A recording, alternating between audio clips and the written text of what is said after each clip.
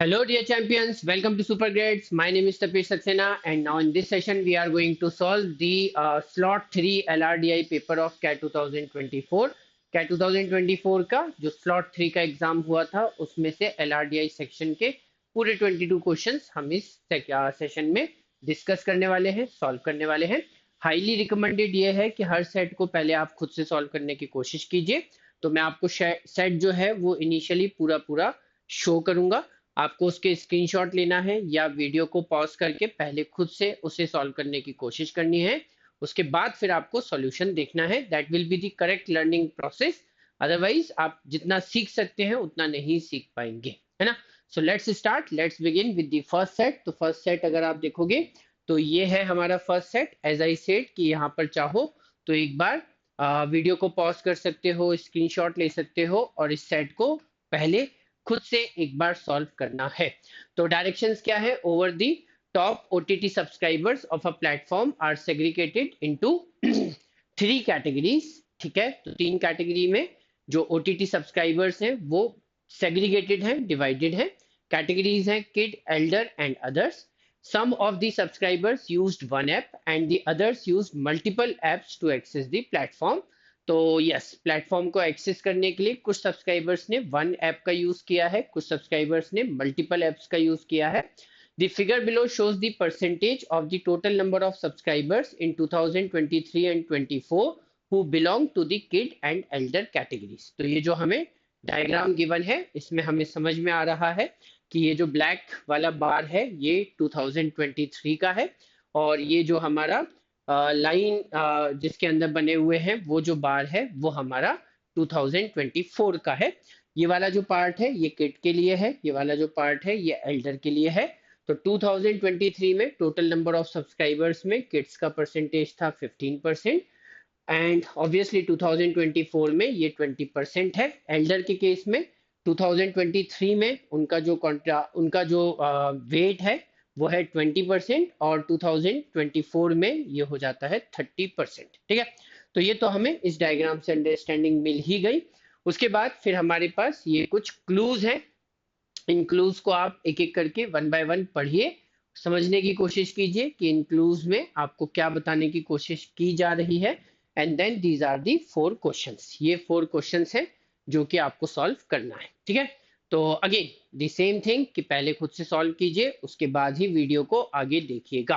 तो अब अगर हम देखते हैं कि यहाँ पर हमारे पास ये जो फर्स्ट डायग्राम है, इस डायग्राम से हमें क्या समझ में आ जाता है कि किड्स का 2023 में और 2024 में परसेंटेज कितना है टोटल पॉपुलेशन में या टोटल नंबर ऑफ सब्सक्राइबर्स में. एल्डर्स का भी 2023 और 2024 में कितना परसेंटेज है टोटल नंबर ऑफ सब्सक्राइबर्स में, वो हमें यहाँ से पता चल रहा है. तो अब अगर हम इसे टेबल में कन्वर्ट करें, एक चीज जो हमें यहाँ पर फर्स्ट क्लू में ही गिवन है वो ये कि the total number of subscribers increased by 10% from 2023 to 2024, है ना. तो 2023 में अगर टोटल नंबर ऑफ सब्सक्राइबर्स को हम 100A एज्यूम कर लेते हैं तो 2024 में 10% से इंक्रीज हो जाएगा तो 110A हो जाएगा. उसके बाद जो हमें डायग्राम गिवन है उस डायग्राम में इस 100A में से किड का परसेंटेज कितना है 15%. तो यहाँ पे 15A किड हो जाएंगे और एल्डर का परसेंटेज कितना है 20%. तो एल्डर हो जाएंगे 20A के बराबर. तो इस 100A में से 15A किड है, 20A एल्डर है. तो ऑब्वियसली जो बचे हुए 65A है वो अदर्स की कैटेगरी में आ जाएंगे. सिमिलरली 2024 में देखेंगे तो इस 110A में से 20% किड है. तो 110 का 10% होता है 11, तो 20% हो जाएगा 22. तो यहाँ पे 22A जो है वो किड है और उसके बाद 30% जो है वो एल्डर है तो 33A आ जाएगा. आपको ये डायग्राम याद है ना, ये 20% है और ये 30% है. तो डेफिनेटली यहाँ पर हमको बात समझ में आ जाएगी. ये भी 20% है तो 2024 में किड का परसेंटेज है 20% और एल्डर का है 30%. ठीक है, उसके बाद अगर हमने देखा तो 22 और 33 55 हो गया. तो 110 में से 55 माइनस कर दो तो 55 बचेगा. तो 55A जो है वो अदर्स हो जाएंगे. ठीक, उसके बाद आगे क्लू क्या है? तो आगे क्लू ये है कि इन 2024 half of the subscribers from the kid category and two-third of the subscribers from the elder category subscribers used one app, right? कौन से ईयर में? 2024 में। तो 2024 में जितने भी किड्स हैं, 22A किड्स हैं, उनमें से हाफ ने एक वन ऐप का यूज किया है, तो 22 में से हाफ 11 हो गया, तो मतलब बाकी 11 ने मल्टीपल ऐप का यूज किया है। And two third of the subscribers from the elder category, तो एल्डर में से 33 में से टू थर्ड कैलकुलेट कर लो, तो 22A, तो 22A सब्सक्राइबर्स ने वन ऐप का यूज किया है और रिमेनिंग 11A सब्सक्राइबर्स ने मल्टीपल ऐप्स का यूज किया है। ठीक, उसके बाद उन्होंने हमसे ये बोला कि इन 2023 the number of subscribers from the kid category who used multiple apps was the same as the number of subscribers from the elder category who used one app। तो किड कैटेगरी में मल्टीपल ऐप यूज करने वाले number of subscribers को अगर हम B assume कर लें, तो यहाँ पर भी बी आएगा, और एल्डर कैटेगरी में वन ऐप यूज करने वाले नंबर ऑफ सब्सक्राइबर्स भी बी हैं, दोनों सेम है। उसके बाद 10,000 subscribers from the kid category used one app and 15,000 subscribers from the elder category used multiple apps in 2023। तो 2023 में kid category में वन ऐप यूज करने वाले सब्सक्राइबर्स हैं 10,000, और एल्डर कैटेगरी में मल्टीपल एप्स यूज करने वाले नंबर ऑफ सब्सक्राइबर्स हैं 15,000। ठीक है, तो ये हमारे पास पूरा डेटा है, पूरी इंफॉर्मेशन है। अब यहां से हमें सबसे पहले ए और बी की वैल्यू कैलकुलेट करना है कि ए कितना होगा स्मॉल ए और ये कैपिटल बी कितना होगा। अगर ये हमें समझ में आया तो बहुत सारी चीजें अनफोल्ड हो जाएंगी, बहुत सारी चीजें हमें समझ में आ जाएंगी। तो उसके लिए हमारे पास एक इंफॉर्मेशन ये है, right, what we can say for sure is कि इन दोनों का सम 10,000 और प्लस बी, इसका सम किसके बराबर होना चाहिए? 15A के बराबर होना चाहिए। तो 10,000 plus B must be equal to 15A, और B और 15,000 का जो सम है, B और 15,000 का जो सम है, ये कितना होना चाहिए? तो डेफिनेटली ये 20A के बराबर होना चाहिए। इन दोनों इक्वेशन का हम डिफरेंस ले सकते हैं। डिफरेंस लेंगे तो नीचे वाली इक्वेशन में से ऊपर वाली इक्वेशन को माइनस करो, तो 15,000 माइनस 10,000, यहाँ पे बचेगा 5,000, B से B कैंसिल हो जाएगा, 20A minus 15A, so this will be 5A। यहां से हमें क्लियरली पता चल जाएगा कि A की वैल्यू तो डेफिनेटली 1000 होगी। ठीक है, A की वैल्यू को अगर हम यहाँ पे 1000 पुट कर दें तो B की वैल्यू भी पता कर सकते हैं। A की वैल्यू 1000 है, तो ये हो जाएगा 15,000, 15,000 में से 10,000 माइनस कर दीजिए, तो B की वैल्यू आ जाएगी 5,000। ठीक है, तो आई एम वेरी श्योर कि अब हमारे पास यहाँ पे स्मॉल ए के वैल्यू है, स्मॉल ए की वैल्यू है 1000, तो जहां जहां पर भी ए मल्टीप्लाई हो रहा है सब जगह 1000 मल्टीप्लाई कर दो, और कैपिटल बी की वैल्यू भी 5000 आ गई है, तो यहाँ पर हम 5000 लिख सकते हैं। तो हमारा पूरा टेबल तैयार हो गया। टेबल कैसे तैयार हो गया? तो टेबल अब हमें ऐसा दिखाई देगा। ठीक है, जहां जहां पर ए था वहां पे सब जगह हमने 1000 मल्टीप्लाई कर दिया, तो ये 1 लाख हो गया, ये 15,000, 20,000, 65,000 एंड सो ऑन। उसके बाद अदर्स में कितने नंबर ऑफ सब्सक्राइबर्स हैं नहीं पता। ठीक है, इस 65,000 में से अदर्स की कैटेगरी में कितने लोग वन ऐप यूज करते हैं, कितने लोग मल्टीपल ऐप्स यूज करते हैं, पता नहीं है। तो अगर ये P है और ये Q है, तो P और Q का सम तो 65,000 होगा, लेकिन दोनों की वैल्यू अलग अलग पता नहीं कर सकते। तो उसके बाद वन ऐप के टोटल नंबर ऑफ सब्सक्राइबर्स, तो इन तीनों को ऐड कर देंगे, तो 15,000 प्लस P, यहाँ 20,000 प्लस Q। सिमिलरली वहां पे R और S एज्यूम कर लो, तो ये वैल्यूज आ जाएंगे। Now we are all set to solve the questions. ठीक है, सबसे पहला क्वेश्चन देखोगे, how many subscribers belong to the others category in 2024। तो 2024 में अदर्स कैटेगरी में टोटल कितने सब्सक्राइबर्स थे? तो 55,000, मतलब आंसर ऑप्शन सी एकदम करेक्ट आंसर है। उसके बाद देखेंगे क्वेश्चन नंबर 2, तो that is what percentage of subscribers in the kid category used multiple apps in 2023, है ना।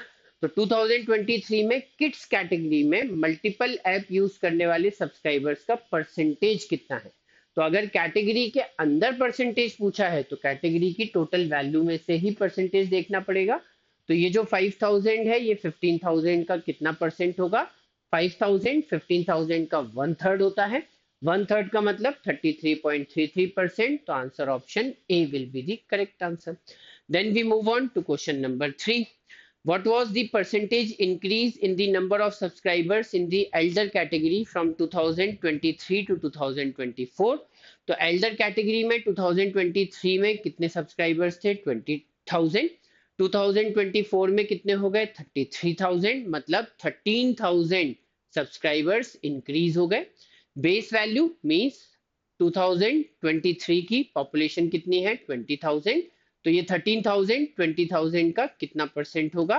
कैलकुलेट कर लेते हैं. तो I am very sure easily पता चल जाएगा. 13 5 जा 65. तो 65% will be the correct answer. That is answer option D.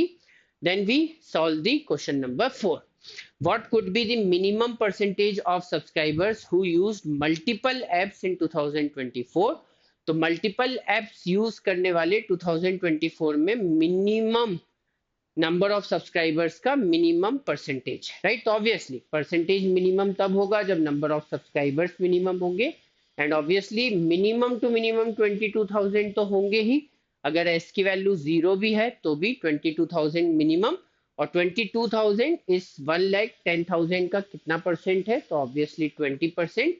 So we can say for sure कि मिनिमम टू मिनिमम 20% सब्सक्राइबर्स 2024 में मल्टीपल एप्स का यूज जरूर कर रहे हैं. ठीक है. So this is how we could have solve this set number 1. बहुत इजी सेट था, पूरा कैलकुलेशन बेस्ड. मेरे ख्याल से पूरे सेट का सॉल्विंग टाइम 10 मिनट से ज्यादा नहीं होना चाहिए. ठीक. उसके बाद अब अगर हम देखें set number 2, question number 5 to question number 9. So just look at it and see. The air conditioner in a large room can be operated either in regular mode or in power mode to reduce the temperature. ठीक है. मतलब यहाँ पर हम AC का use, air conditioner का use temperature को बढ़ाने के लिए नहीं करेंगे. We will always use it to reduce the temperature. AC का फंक्शन उन्होंने बता दिया है. If the AC operates in regular mode then it brings down the temperature inside the room called inside temperature at a constant rate. है ना, constant rate मतलब लगातार एक ही रेट से जो टेम्परेचर है वो नीचे आता रहेगा रेगुलर मोड में to the set temperature in 1 hour. तो जो भी टेम्परेचर हम सेट करेंगे उस टेम्परेचर पे आने में रेगुलर मोड पे एक कांस्टेंट रेट के साथ 1 आवर लग जाएगा. तो उसके अंदर की सेटिंग ऐसी है कि मान लीजिए कि एसी में ये मोड लगाने से पहले, रेगुलर मोड लगाने से पहले जो टेम्परेचर है वो रूम का 30 डिग्री है और आपने इसमें टेम्परेचर सेट कर दिया 20 डिग्री. तो आप 10 डिग्री टेम्परेचर जो है वो पूरा पूरा 1 आवर में कम होगा. ठीक है. अब ये डिफरेंस कितना भी हो 1 आवर में वहां तक पहुंच जाएगा. रेगुलर मोड में सेट टेम्परेचर तक जो भी टेम्परेचर बिगिनिंग में है और जो भी सेट टेम्परेचर है वहां तक पहुंचने में 1 आवर ही लगेंगे, इससे ज्यादा टाइम नहीं लगेगा. ठीक है. उसके बाद if it operates in power mode then it is achieved in 30 minutes. और पावर मोड में यही काम 30 मिनट्स में हो जाएगा. फिर उन्होंने बोला if the AC is switched off then the inside temperature rises at a constant rate so as to reach the temperature outside at the time of switching off in 1 hour. Right. तो जैसे ही हम AC को switch off करेंगे, मतलब AC ना तो regular mode में चल रहा है ना पावर मोड में चल रहा है, ऑफ कर दिया, तो फिर धीरे धीरे धीरे धीरे जो टेम्परेचर है वो बढ़ना शुरू होगा और इसे आउटसाइड टेम्परेचर तक पहुंचने में 1 आवर लग जाएंगे. ठीक है. तो आउटसाइड जितना भी टेम्परेचर होगा वहां तक पहुंचने में 1 आवर लगेगा और कांस्टेंट रेट से टेम्परेचर इंक्रीज होगा, कांस्टेंट रेट से. ठीक है. उसके बाद the temperature outside has been falling at a constant rate from 7 PM onwards until 3 AM. तो इन्होंने ये भी बताया कि 7 PM से 3 AM तक जो आउटसाइड टेम्परेचर है वो कंटिन्यूअसली कांस्टेंट रेट से फॉल हो रहा है, कम होता जा रहा है. ठीक है. On a particular night the following graph shows the inside temperature between 11 PM and 2 AM that night. ठीक है. तो ये जो हमारा डायग्राम है ये हमें रूम के अंदर का टेम्परेचर बता रहा है, inside temperature of the room. ठीक है. कहां से? 11 PM से 2 AM तक. तो 11 PM को 23 आवर्स लिखा है और 2 AM को तो हम 2 आवर्स ही लिखते हैं. ठीक है. तो 23 आवर्स पे मतलब 11 PM पे रूम का टेम्परेचर है 38. उसके बाद 23 आवर्स 30 मिनट्स पे ये हो गया 32 डिग्री. उसके बाद 12 आवर्स मिडनाइट यहाँ पर हो गया 26. उसके बाद हो गया आफ्टर हाफ एन आवर ये हो गया 31. फिर आफ्टर हाफ एन आवर 26. फिर after half an hour it will be it was 30. and at 2 a.m. it was 28 degree. Okay, so now if I see the additional information given to us, तो additional information ये है कि the following facts are known about the AC operation that night. The AC was turned on for the first time that night at 11 p.m. 11 p.m. से पहले AC जो है वो on नहीं था। उस रात को सबसे पहले AC 23 आवर्स पे ही स्टार्ट हुआ है, यहीं पर स्टार्ट हुआ है। ठीक है, the AC setting was changed, including it on, off, and or setting different temperatures only at the beginning of the hour or at 30 minutes after the hour. मतलब जहां जहां पर इस ग्राफ में पॉइंट्स मार्क्ड हैं, बस उसी टाइम पर एसी की सेटिंग्स को चेंज किया गया है। या तो एसी को ऑन ऑफ किया गया है, या उसके टेम्परेचर को रीसेट किया गया है, या उसका मोड बदला गया है। जो भी सेटिंग चेंज हुई है वो इन्हीं पॉइंट्स पर हुई है, इनके बीच में कभी नहीं हुई। मतलब यहाँ पर एसी ऑन हुआ है तो फिर हाफ एन आवर तक कोई सेटिंग चेंज नहीं हुई। अगर कुछ चेंज हुआ होगा तो वो यहाँ चेंज हुआ होगा, देन अगेन नेक्स्ट चेंज यहाँ पर हो सकता है, नेक्स्ट चेंज यहाँ पर हो सकता है, एंड सो। ठीक है, बीच में कोई भी चेंज नहीं होगा। The AC was used in power mode for longer duration than in regular mode during this 3 hour period. तो इस पूरे 3 hour पीरियड में हमने एसी को पावर मोड में ज्यादा यूज किया है और रेगुलर मोड में हमने इसे कम यूज किया है। तो अब इस डायग्राम के हिसाब से हमें समझना पड़ेगा, है ना। हमको क्या समझना पड़ेगा कि पावर मोड में जो टेम्परेचर है वो सेट टेम्परेचर तक पहुंच जाता है हाफ एन आवर में, जबकि रेगुलर मोड में ये काम होने में 1 आवर लग जाते हैं। ठीक है, और कांस्टेंट रेट से धीरे धीरे काम होता जाता है। तो एक तो तरीका ये है कि ये पूरी स्ट्रेट लाइन है। स्ट्रेट लाइन का मतलब ये है कि रेट तो बिल्कुल कांस्टेंट है। ठीक है, जब भी रेट कांस्टेंट होता है, टेम्परेचर सेम रेट से धीरे धीरे कम होता जा रहा है, तो इसका मतलब यहाँ पर एक स्ट्रेट लाइन बनेगी। तो 23 आवर्स से 12 आवर्स तक, मतलब मिडनाइट तक जो कांस्टेंट रेट है वो तो हमें दिखाई दे रही, इसमें तो कहीं कोई दिक्कत नहीं। लेकिन अगर हम इस 1 घंटे में रेगुलर मोड का यूज करेंगे, ठीक है, तो फिर क्या हुआ, इसके बाद तो टेम्परेचर बढ़ रहा है, बढ़ रहा है, इसका मतलब डेफिनेटली यहाँ पे एसी को स्विच ऑफ किया गया होगा, किया ही गया होगा, नहीं तो टेम्परेचर बढ़ेगा क्यों? क्योंकि आपका एसी जो है वो टेम्परेचर हमेशा रिड्यूस करने का काम करता है। तो टेम्परेचर यहाँ पे बढ़ गया। ठीक, उसके बाद फिर यहाँ पर एसी को फिर से ऑन किया है और फिर से यहाँ constant rate half an hour का टाइम है, राइट। मान लो यहाँ पावर मोड है, ठीक, तो उसके बाद फिर टेम्परेचर बढ़ा तो यहाँ पे एसी को फिर से ऑफ किया, तो यहाँ तो ऑफ कर दिया, इस पूरे हाफ एन आवर के लिए एसी ऑफ है। उसके बाद यहाँ पर एसी को ऑन किया और फिर धीरे धीरे टेम्परेचर जो है वो कम होना शुरू किया। मान लो यहाँ पे भी पावर मोड है, अगर ये भी पावर है, ये भी पावर है, तो यहाँ पे 1 घंटा तो रेगुलर हो गया और यहाँ पे 2 जगह पावर। लेकिन उन्होंने लिखा है कि एसी का यूज पावर मोड में ज्यादा लंबे ड्यूरेशन के लिए किया गया है as compare to regular mode. तो डेफिनेटली सोचना पड़ेगा कि 1 घंटे से ज्यादा यूज होना चाहिए पावर का और 1 घंटे से कम यूज होना चाहिए रेगुलर का। तो किसी एक आधे घंटे के स्लॉट में रेगुलर का यूज हुआ है और बाकी 1.5 आवर्स के लिए हमने पावर मोड का यूज किया है। उसके बाद ये 4 क्वेश्चंस हैं, इन क्वेश्चंस को 4 नहीं 5 क्वेश्चंस हैं, तो इन क्वेश्चंस को आप एक बार खुद से आंसर करने की कोशिश कर सकते हो। आई एम वेरी श्योर कि यहाँ पर आपको काफी कुछ सीखने को मिलेगा, है ना। उसके बाद अब अगर मैं बात करूं तो अपन सारी चीजें तो समझ ही चुके हैं, ये भी समझ लिया, ये भी समझ लिया। अब अगर अपन आ जाए टेबल पे, है ना, तो टेबल पे अगर हम आते हैं तो हमें ये समझना है कि जब एसी को हम ऑफ करते हैं, ऑन करते हैं, तो क्या होता है।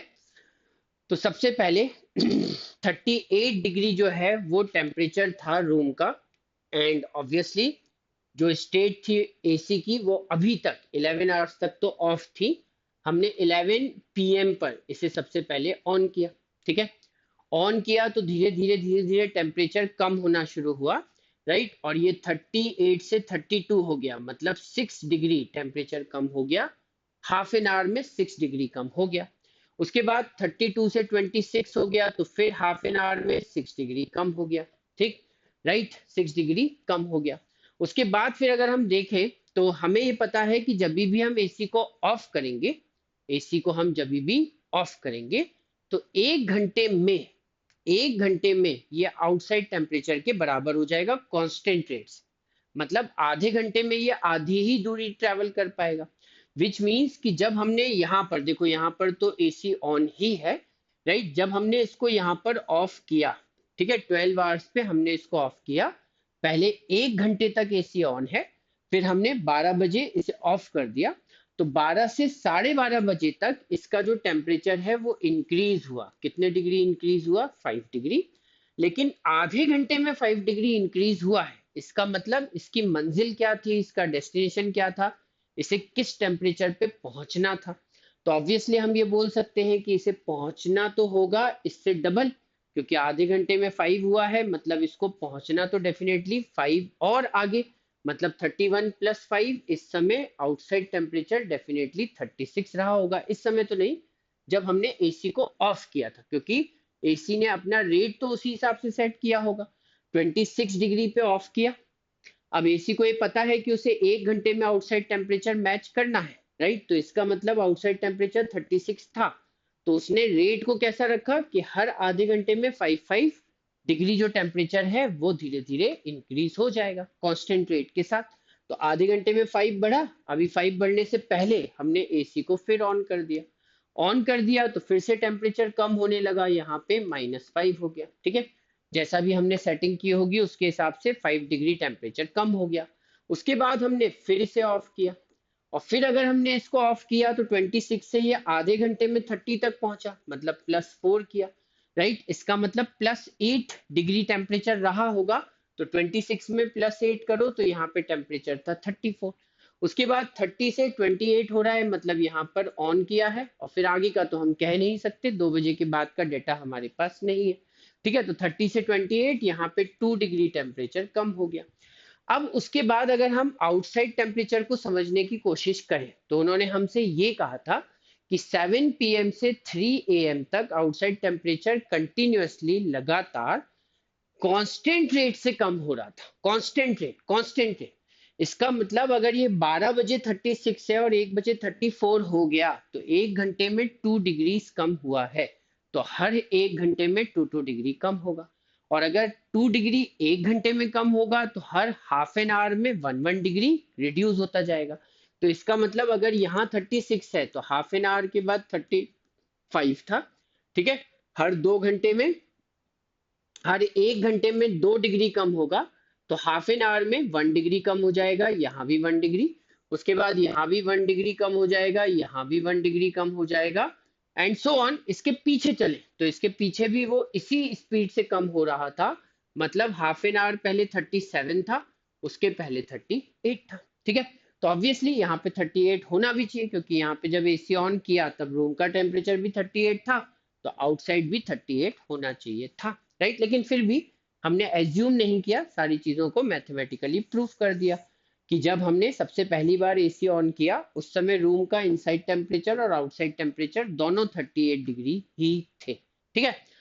अब उसके बाद हम ये समझने की कोशिश करें कि एसी जो है वो कब कौन से मोड में चल रहा था, तो ये थोड़ा सा मुश्किल हो जाए, क्योंकि हमारे पास आधे आधे घंटे के 4 मोड हैं। 23 से 23:30 तक, 23:30 से 12 तक, उसके बाद तो ऑफ हो जाता है, फिर ऑन होता है तो 12:30 से 1 तक, और फिर ऑन होता है तो 1:30 से 2 तक। तो हाफ एन आवर के 4 स्लॉट हैं, मतलब टोटल एसी ने 4 घंटे 2 घंटे काम किया है, ठीक है। अब इस 2 घंटे में पावर मोड ज्यादा होना चाहिए और रेगुलर मोड कम, तो किसी हाफ एन आवर में रेगुलर मोड में काम किया होगा, बाकी 3 मतलब 1.5 आवर्स तक रेगुलर पावर मोड में, या हो सकता है पूरे 2 घंटे ही पावर मोड में किया हो, क्योंकि हमें कहीं पर ये नहीं बताया है कि जब हमने एसी को ऑन किया तो टेम्परेचर सेट क्या किया, ठीक है। अब मान लो अगर मैंने यहाँ पे 38 में एसी को ऑन किया और टेम्परेचर 32 पे ही सेट किया था, तो आधे घंटे में ही 32 हो गया, मतलब यहाँ पे उस हिसाब से पावर मोड होना चाहिए। लेकिन अगर मैंने टेम्परेचर 26 सेट किया था तो फिर 1 घंटे में हुआ है, तो उस केस में यहाँ दोनों जगह रेगुलर होना चाहिए। तो ये मेरे ख्याल से समझ में आने वाली बात है नहीं, है ना। तो शायद हम समझ पाए, शायद नहीं समझ पाए। तो चलो क्वेश्चंस को देखते हैं इतने ही डेटा के साथ, बाकी दिमाग क्वेश्चंस के साथ लगाएंगे अगर जरूरत पड़ेगी तो अभी अगर हमने देखा how many times the AC must have been turned off between 11 hours 1 minute to 1 hours 59 minute, ठीक है। तो हमें पता है कि इस पूरी ड्यूरेशन में एसी को हमने एक बार ऑफ किया था 12 आवर्स पे, एक बार ऑफ किया था 1 o'clock पर, तो डेफिनेटली 2 बार। तो answer option B is the correct answer. Question number 6 देखेंगे। So what was the temperature outside in degree Celsius at 1 AM? तो 1 AM पे आउटसाइड टेम्परेचर कितना है? 34। तो करेक्ट आंसर इज 34। नेक्स्ट देखेंगे what was the temperature outside in degree Celsius eight 9 PM? तो 9 PM पे कितना रहा होगा, है ना? तो हमें पता है कि 7 PM से 3 AM तक एक ही रेट से डिक्रीज हुआ है। तो अगर ये 11 PM पर 38 है ना? तो 9, उसके बाद 10, उसके बाद 11। तो हमें पता है हर हाफ एन आवर में एक एक डिग्री कम हो रहा है, हर आवर में दो दो डिग्री कम हो रहा है। तो मतलब अगर यहाँ 38 है तो हर आवर में 2 डिग्री कम हो रहा है, मतलब यहाँ पे 40 था और यहाँ पर 42 था। ठीक है, उल्टा देखोगे तो बढ़ेगा। तो डेफिनेटली ये 42 डिग्री था 9 PM पर। तो आंसर इज 42। उसके बाद नेक्स्ट क्वेश्चन ये है कि what best can be concluded about the number of times the AC must have either been turned on or the AC temperature setting been altered between 11:01 p.m. and 1:59 p.m. Right? तो कितनी बार ऐसा हुआ कि हमने या तो एसी को on किया और या फिर उसके सेटिंग्स को चेंज किया। ठीक है, तो हमें यहाँ पर दिख रहा है कि हमें इसे तो इंक्लूड करना नहीं है क्योंकि हम 23 आवर्स की बात नहीं कर रहे, हम 11:01 मतलब 23 आवर्स 1 मिनट से लेके 1 आवर 59 मिनट तक की बात कर रहे हैं। तो ये फर्स्ट इंस्टेंस और लास्ट इंस्टेंस की तो बात हो नहीं रही। उसके बाद अगर हम देखें तो यहाँ पर एक चेंज है, यहाँ पर एक चेंज है, यहाँ पर एक चेंज है, राइट? या तो हमने यहाँ पर एसी को ऑन किया है और ऑन करते ही समय हमने उसकी हो सकता है कोई सेटिंग भी चेंज की हो। तो ऐसा 3 बार हुआ है, राइट? और 3 ही बार हुआ है, ये हम श्योर हैं इस बात को लेकर, क्योंकि बीच में कहीं पर भी रेट चेंज हुई नहीं है। उसके बाद अगर हम देखते हैं नेक्स्ट, तो what was the maximum difference between temperature outside and inside temperature in degree Celsius? Again इस पूरे ड्यूरेशन में मैक्सिमम डिफरेंस का कितना था आउटसाइड और इनसाइड टेम्परेचर का? तो यहाँ पे डिफरेंस था 0, यहाँ पे डिफरेंस था 5, यहाँ पे 10। ठीक है, ये 10 बड़ा दिख रहा है। उसके बाद 35 31, तो ये 4 है, ये 8 है, ये 3 है और ये 4 है, राइट? तो इसका मतलब 10 से बड़ा तो कहीं नहीं दिख रहा। तो एग्जैक्टली मिडनाइट मतलब 12 आवर्स पे इनसाइड और आउटसाइड टेम्परेचर का डिफरेंस 10 था and that was the maximum difference. इससे बड़ा डिफरेंस हमें कहीं पर भी दिखाई नहीं दे रहा। Then we move on to the next set. ठीक है, तो मेरे ख्याल से सेकंड सेट भी बढ़िया सेट था, थोड़ा सा कॉम्प्लिकेटेड था, शायद हमें 12 13 14 मिनट्स भी इसे सॉल्व करने में लग सकते थे। तो चलिए अब थर्ड सेट की तरफ आ जाते हैं। थर्ड सेट मैथमेटिकल रीजनिंग मतलब क्वांट बेस्ड रीजनिंग का सेट था, बढ़िया सेट था। ठीक है, इसका एक स्क्रीनशॉट लीजिए या वीडियो को पॉज कीजिए, पहले इन डायरेक्शंस को पढ़िए, समझिए, इसको सॉल्व करने की कोशिश कीजिए। ठीक है, ये पूरे के पूरे डायरेक्शंस हैं और इन डायरेक्शंस के ऊपर बेस्ड हमारे पास ये क्वेश्चंस हैं, है ना? तो एक ही पेज में सारे डायरेक्शंस हैं और उसके बाद ये 5 क्वेश्चंस हमसे पूछे गए हैं। ठीक, तो काफी बढ़िया सेट है, ध्यान से देखेंगे कैसे सॉल्व हो सकता है। तो पहले एक बार डायरेक्शंस को ध्यान से पढ़ लेते हैं।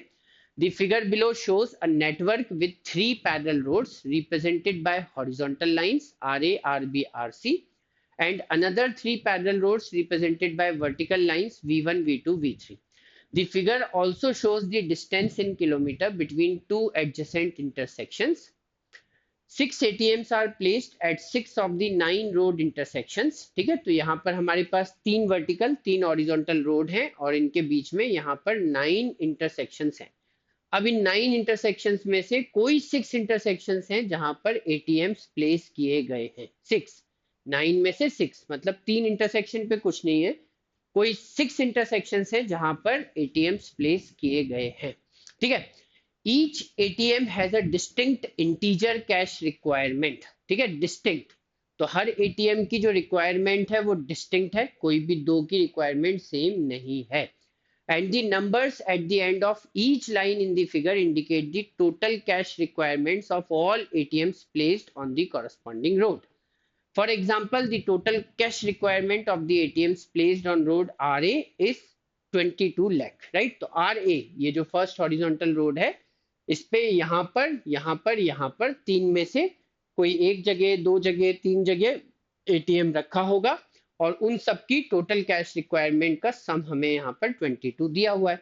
इन the same way second horizontal line के अलोंग जितने भी एटीएम्स हैं उनकी टोटल कैश रिक्वायरमेंट 20 है, थर्ड रोड पर 20 है। वर्टिकली देखोगे तो पहली वर्टिकल रोड पे 15, सेकंड वर्टिकल रोड पे 21, थर्ड वर्टिकल रोड पे 26। उसके बाद फिर अगर हम देखें, the following additional information is also known. The ATMs with the minimum and maximum cash requirements of rupees 7 lakhs and rupees 15 lakhs are placed on the same road। ठीक है, तो हमको यहाँ से इस क्लू से ये समझ में आ जाता है कि किसी भी एटीएम की कैश रिक्वायरमेंट 7 लाख से कम नहीं है, ये मिनिमम है, और 15 लाख से ज्यादा नहीं है, ये मैक्सिमम है। और जिस एटीएम की कैश रिक्वायरमेंट 7 है और जिसकी 15 है, वो उन दोनों को एक ही रोड पर रखा गया है, ठीक। And then the road distance between the ATM with the second highest cash requirement and the ATM located at the intersection of RC and V3 is 12 kilometre. तो RC and V3 का intersection ये है, यहाँ पर definitely एक ATM रखा गया है, ठीक है, ये तो उन्होंने इनडायरेक्टली बता ही दिया है। और यहाँ से 12 किलोमीटर के डिस्टेंस पर एक एटीएम है जिसकी कैश रिक्वायरमेंट सेकंड हाईएस्ट है। सेकंड हाईएस्ट कैश रिक्वायरमेंट वाला जो एटीएम है वो इस एटीएम से 12 किलोमीटर के डिस्टेंस पर है। अब सोचो 12 किलोमीटर का डिस्टेंस कैसे आएगा। अगर हम ये देखें, ये 7 है तो ये भी 7 किलोमीटर, ये भी 7, ये भी 7, तो यहाँ से इस डायरेक्शन में गए तो 7, उसके बाद ये 4 है तो 7 + 4 तो 11 हो जाएगा, गड़बड़ हो जाएगी। फिर ऊपर जाओगे तो 5 हो जाएगा, तो 11 + 5 16, पॉसिबल नहीं है। तो 12 चाहिए तो फिर इस 5 को डायरेक्टली पिक्चर में लाना पड़ेगा। यहाँ पे 7 किलोमीटर, यहाँ पे 5 किलोमीटर, तो 7 + 5, या फिर ये 5 ये 7, तो इधर से देखो या इधर से देखो, ये वाला जो पॉइंट होगा वो पॉइंट इस पॉइंट से 12 किलोमीटर के डिस्टेंस पर है। मतलब एक एटीएम यहाँ है, एक एटीएम यहाँ है, और यहाँ पर जो एटीएम है इस नोड पर, इस जंक्शन पे जो एटीएम है उसकी कैश रिक्वायरमेंट सेकंड हाईएस्ट है। तो हाईएस्ट तो 15 है, तो मतलब ये 15 से थोड़ा सा कम होगा, कोई तो नंबर हमें यहाँ पर दिखाई देगा, ठीक है। तो अब इस हिसाब से हमें सॉल्व करके देखना है, कैसे सॉल्व होगा वो अपन करके देख लेते हैं, है ना। तो चलो अब अगर हम सोचें कि क्या हो सकता है, कैसे हो सकता है ना। तो हमको ये पता है कि 7 लाख और 15 लाख की कैश रिक्वायरमेंट वाले एटीएम्स एक ही रोड पर हैं। तो 7 और 15 का सम तो कहीं ना कहीं आएगा, या तो वर्टिकली या हॉरिजॉन्टली। तो 7 और 15 का जो सम होता है वो होता है 22। मतलब जिस भी रोड पर ये एटीएम साथ में रखे गए हैं उस रोड का सम 22 या उससे ज्यादा होना चाहिए। अब 22 या उससे ज्यादा सम, एक तो 22 हमें यहाँ दिख रहा है और 22 से ज्यादा हमें 26 यहाँ दिख रहा है, राइट। ठीक है, तो इसमें से कोई एक पॉसिबिलिटी है, या तो 7 और 15 इस रोड पर होंगे और या फिर 7 और 15 इस रोड पर होंगे, राइट। लेकिन दिक्कत क्या है, अगर 7 और 15 को इस रोड पर लोगे तो 7 और 15 का सम होगा 22, ये टोटल 26 है, तो बचेगा कितना, 4। लेकिन 7 तो मिनिमम है, तो 4 तो किसी का भी नहीं हो सकता, मतलब इस रोड पर भी पॉसिबल नहीं है। ठीक है, 7 और 15 के साथ तीसरे एटीएम की कैश रिक्वायरमेंट कितनी आ जाएगी, 4, और 4 तो पॉसिबल ही नहीं है, तो डेफिनेटली ये वाली रोड पे भी नहीं होगा। तो 7 और 15 वाले जो एटीएम्स हैं वो इस रोड पर होने चाहिए 100%, 7 और 15। ठीक है, अब उसके बाद 7 और 15 अगर यहाँ पर होना चाहिए तो फिर सेकंड हाईएस्ट जो है वो तो हमें पता है कि यहाँ पर होगा। एक एटीएम इस पॉइंट पर भी है, एक इधर है, एक इधर है, एक यहाँ पर है डेफिनेटली, और वो 7 से बड़ा ही है।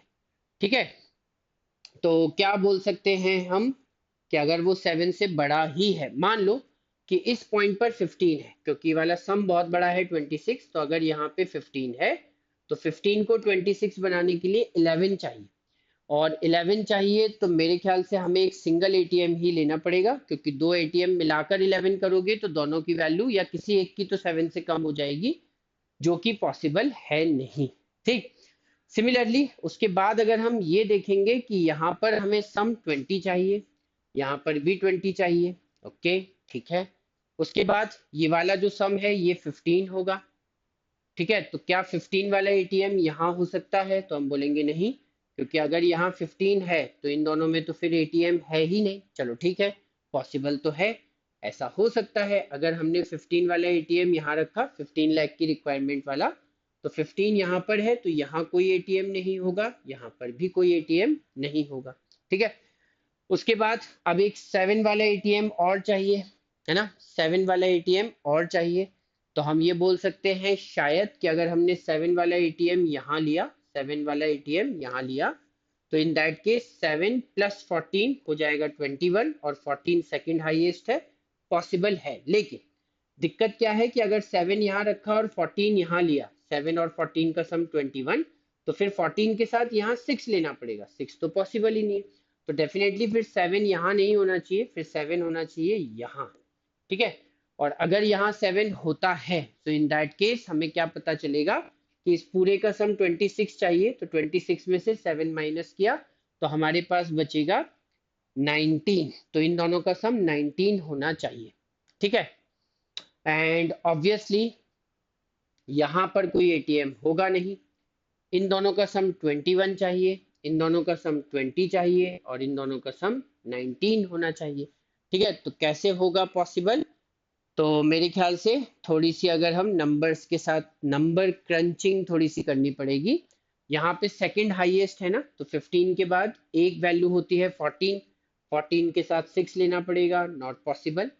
13 लोगे तो 13 के साथ 7 लेना पड़ेगा, नॉट पॉसिबल, क्योंकि हर एटीएम की कैश रिक्वायरमेंट डिफरेंट है, तो 13 और 7 भी नहीं बनेगा।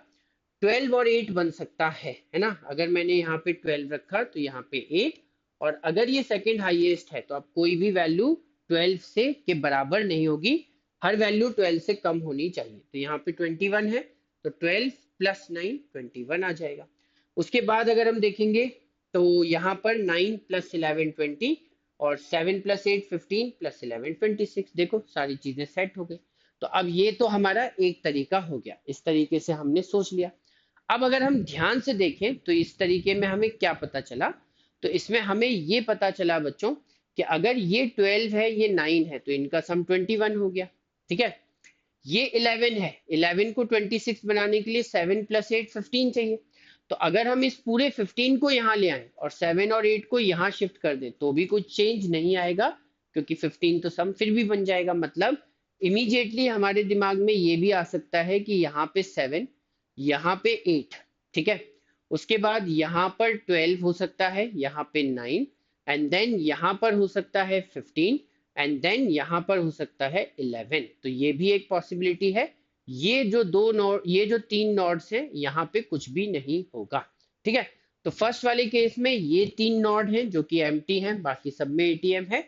सेकंड वाले केस में ये तीन नोड एम्प्टी हैं, बाकी सब में एटीएम्स लगे हुए हैं। ठीक है, तो बेसिकली ये हमारे दो पॉसिबल डायग्राम्स हो सकते हैं।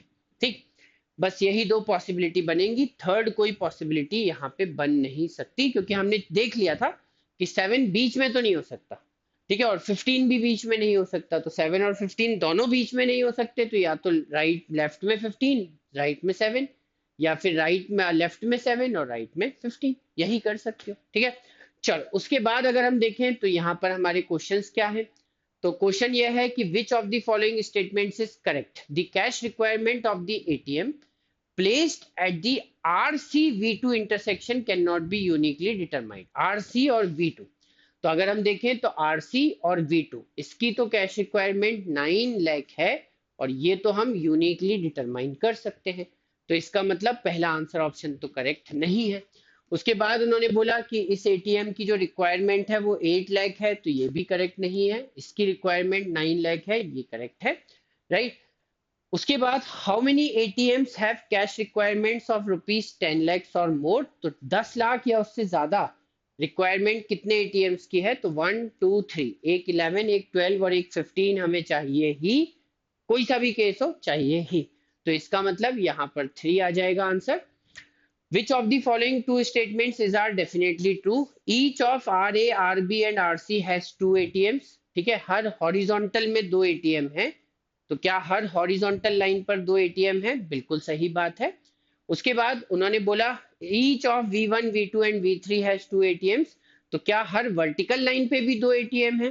तो हम ये बोलेंगे कि इस वाले केस में तो है, लेकिन इस वाले केस में इस वर्टिकल लाइन पे सिर्फ एक ही एटीएम है, मतलब सेकंड स्टेटमेंट का ट्रू होना जरूरी नहीं है, पहला वाला डेफिनेटली ट्रू होगा, है ना? तो definitely only statement A is true, statement B is not definitely true, it may be और may not be true. Then उसके बाद नेक्स्ट है, what best can be said about the road distance in kilometer between the ATMs having the second highest and the second lowest cash requirements, है ना? तो second highest तो हमें पता है ये है 12, और second lowest क्या है 8, है ना? तो 12 और 8 के बीच में कितना डिस्टेंस है? तो इस वाले केस में इनका डिस्टेंस है 4 किलोमीटर, जबकि पहले वाले केस में इनके बीच का जो डिस्टेंस है वो है 7 किलोमीटर। तो 4 भी हो सकता है, 7 भी हो सकता है, विच मीन्स यहाँ पर हमारा आंसर जो है वो आइदर 4 और 7 आएगा। तो answer option A is the correct answer. What is the number of ATMs whose locations and cash requirements can both be uniquely determined? तो कितने ATMs हैं जिनकी लोकेशन और कैश रिक्वायरमेंट दोनों हमें यूनिकली पता है? ठीक है, तो अगर हम देखें तो कौन कौन से नहीं पता, तो हमें ये नहीं पता कि 15 वाला इधर होगा या इधर, और अकॉर्डिंगली 7 और 8 इधर होंगे या इधर। बाकी ये तीनों कंफर्म है, ये वाला, ये वाला और ये वाला, ये तीनों कंफर्म है, इनकी लोकेशन भी, इनकी कैश रिक्वायरमेंट भी कंफर्म है। तो ऐसे 3 एटीएम्स हैं जिनके बारे में हम सब कुछ जानते हैं। तो आंसर इज 3। ठीक है, so this is how we can definitely answer these 5 questions. चलो, अब यहाँ पर क्वेश्चन नंबर 15 टू 18 है, फटाफट वीडियो को पॉज करो, इसे सॉल्व करने की कोशिश करो।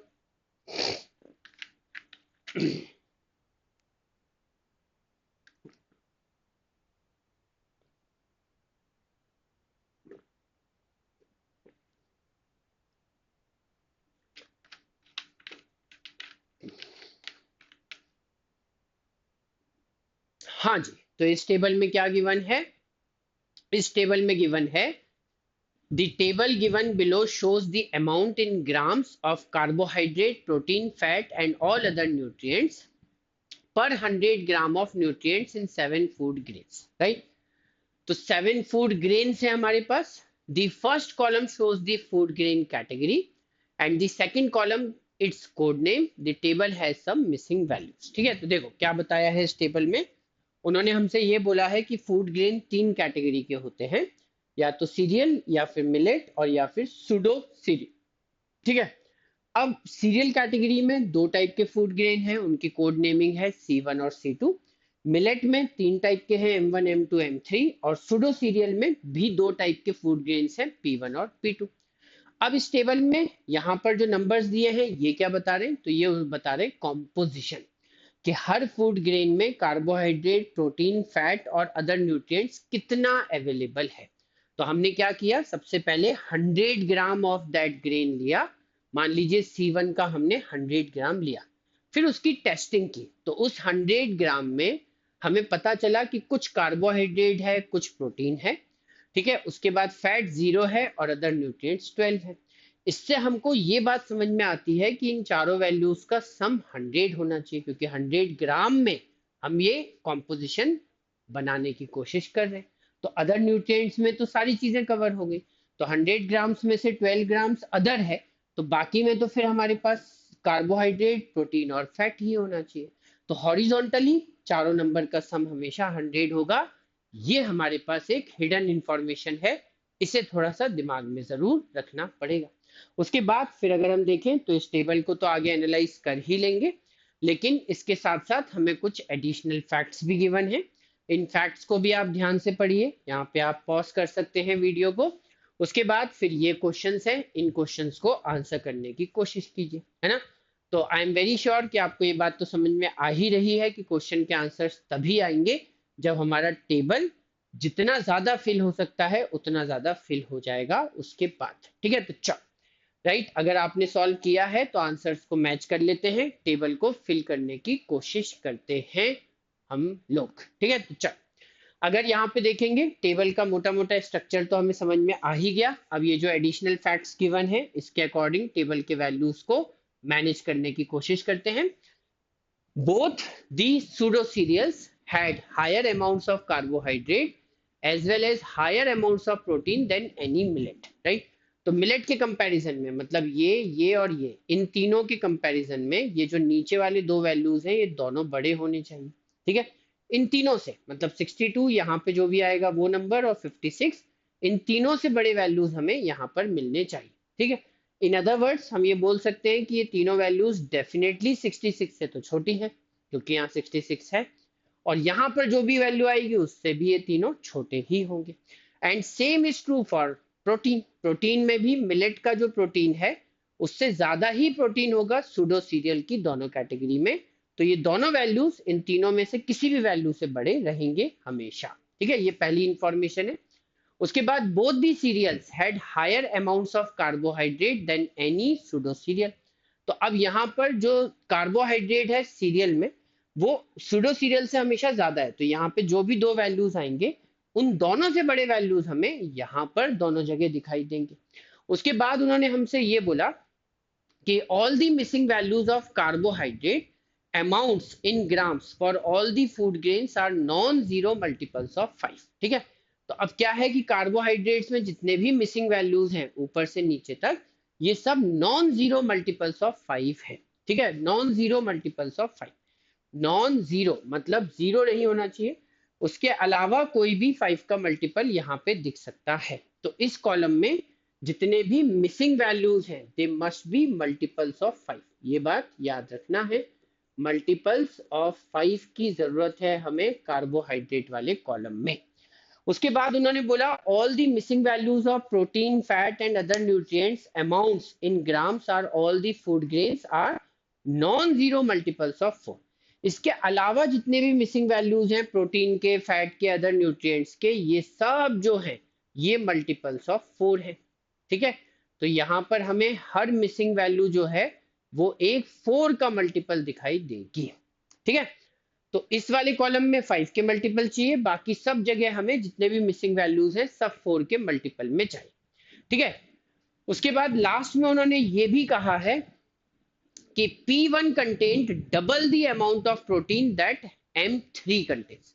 तो M3 में जितना भी प्रोटीन है P1 में उससे डबल है, ठीक है। अब दोनों 4 के मल्टीपल होने चाहिए और यहाँ पे जो भी अमाउंट है उससे ये वाला अमाउंट डबल है, राइट।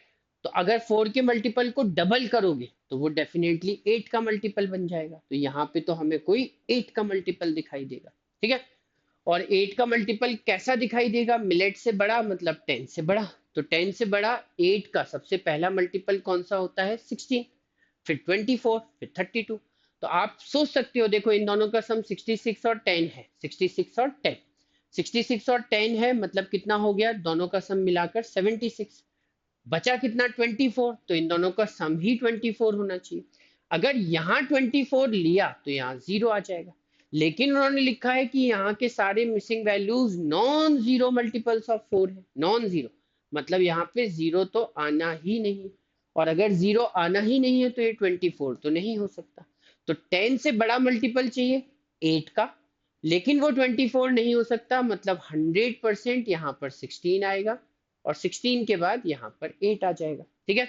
और अगर ये 16 है तो ये इस वैल्यू से डबल है, तो ये डेफिनेटली 8 होनी चाहिए।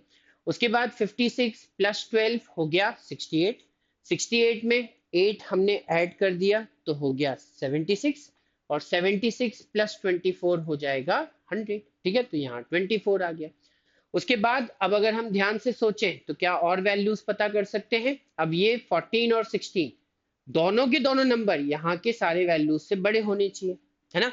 और यहाँ के सारे वैल्यूज जो मिसिंग वैल्यू है वो 4 का मल्टीपल भी है, तो ऑब्वियसली यहाँ पे 8 आ सकता है ना, और 4 आ सकता है, 4 आ सकता है, 8 आ सकता है, 12 आ सकता है, 12 भी पॉसिबल है। तो 4, 8 या 12। लेकिन अब उन्होंने बोला यहाँ पे 5 का मल्टीपल चाहिए, है ना। तो अब अपन देखते हैं 16 प्लस 7 कितना हुआ? 23। अगर यहाँ 4 है, देखो अगर ये 5 का मल्टीपल है और इन सब का सम 100 है, 100 भी 5 का मल्टीपल होता है, तो अगर ये 5 का मल्टीपल है तो इन तीनों का सम भी 5 का मल्टीपल ही होना चाहिए, तभी तो उनका सम 100 आएगा, मतलब एक और मल्टीपल ऑफ 5। तो हम ये बोल सकते हैं कि 16 और 7 में कुछ ऐसा ऐड करो कि 5 का मल्टीपल आए। तो 16 और 7 का सम होता है 23, 23 में 4 ऐड किया तो 27, 5 का मल्टीपल नहीं बन रहा। 8 ऐड किया 23 में तो 31, नहीं है पॉसिबल। 12 ऐड किया तो 23 प्लस 12 होगा 35, यस पॉसिबल है। तो यहां पर रखना पड़ेगा 12। ठीक है, तो ये हो गया 23, 23 प्लस 12 इज 35। 100 में से 35 माइनस किया तो यहाँ पर 65, एंड डेफिनेटली 65 तो 5 का मल्टीपल है। तो एक ही कॉम्बिनेशन मिला, क्योंकि 4 और 8 में मिल नहीं रहा। 12 से बड़ा करोगे तो 14 से बड़ा हो जाएगा, जबकि ये गिवन है कि ये दोनों वैल्यूज इन तीनों वैल्यूज से इंडिविजुअली बड़े ही होने चाहिए। ठीक है, उसके बाद अब अगर हम देखें ध्यान से तो मिलेट के बारे में भी हमें पता है कि इन तीनों वैल्यूज जो भी आएंगी, ये तीनों वैल्यूज का सूडो सीरियल में दोनों वैल्यूज उससे बड़ी होंगी। तो अगर यहाँ 65 आ गया तो 65 से तो बड़ा नंबर चाहिए, लेकिन 5 का मल्टीपल भी होना चाहिए। तो यहाँ पे 70, 75, 80 ऐसा कुछ ले सकते हो। 14 और 8 का सम होता है 22। 14 और 8 का सम कितना होता है 22। 22 को अगर 100 से माइनस करते हैं तो कितना आता है 78। मतलब यहाँ पे जो भी नंबर आएगा वो 78 से बड़ा तो नहीं हो सकता। ठीक है, 78 मैक्सिमम है, लेकिन होना 5 का मल्टीपल चाहिए 65 से बड़ा।